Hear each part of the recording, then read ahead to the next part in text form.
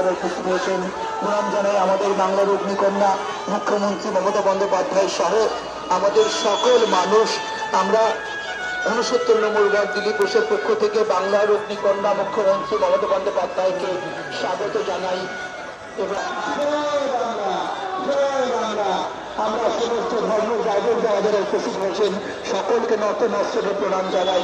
69 নম্বর word block Trinamool Congress তথা পায়ে পা নিয়েছেন সংহতি যাত্রা, তাদের সকলকে আমরা ধন্যবাদ জানাচ্ছি, নত নস্তরে প্রণাম জানাচ্ছি। সকলে ভালো থাকুন, সুস্থ থাকুন। এই সংহতি যাত্রা এই সংহতি যাত্রা